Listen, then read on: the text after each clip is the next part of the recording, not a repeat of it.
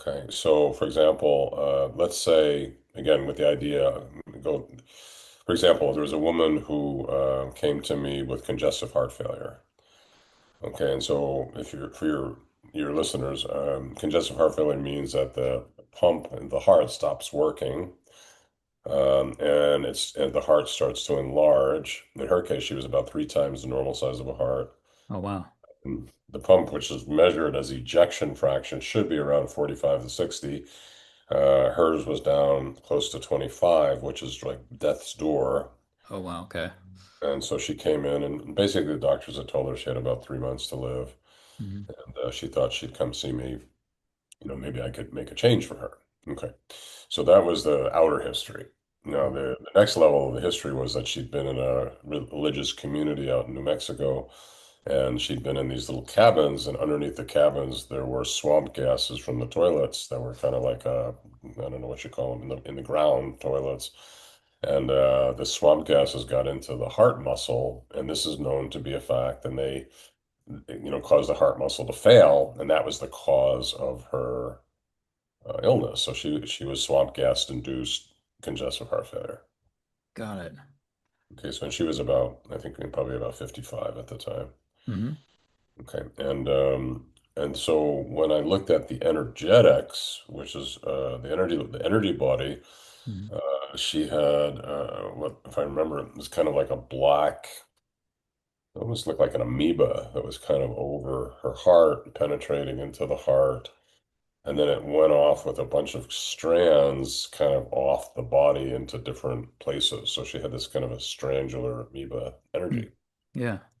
So, we tried to get clear what was going on. So what we did is we went into the energies, and that was the first level. The energetic was the amoeba. We opened it, and then when we opened it, we found that she was struggling with the fact that this was a religious community, Hmm. and the person who I don't want to say who it is. I'm gonna kind of conceal it a little bit, Sure.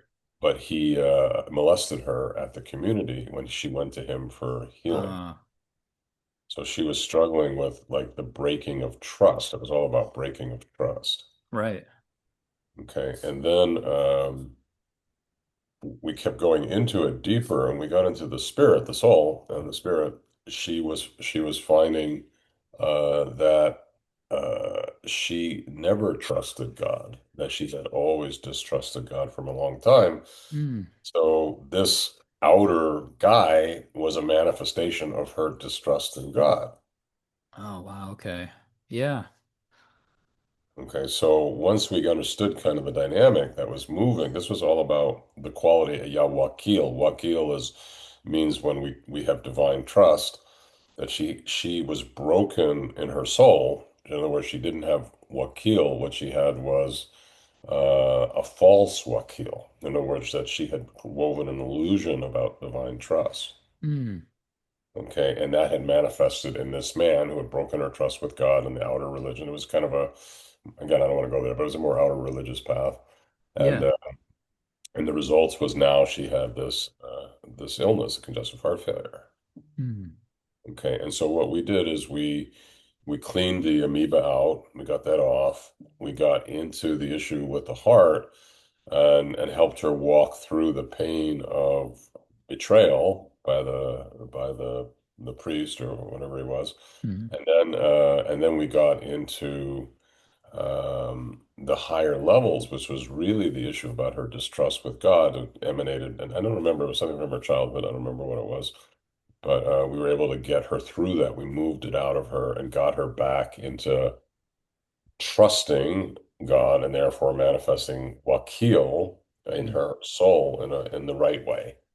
Hmm. And then that was it. It happened over, it was a 3-day workshop, so we were working with her on and off over the few days. And then she left and went home. And then 3 weeks later, she calls me. She said, "You can't believe this." She said, "My heart has completely returned to normal. My ejection fraction is normal. The doctors say it's a miracle, and I don't have congestive heart failure anymore."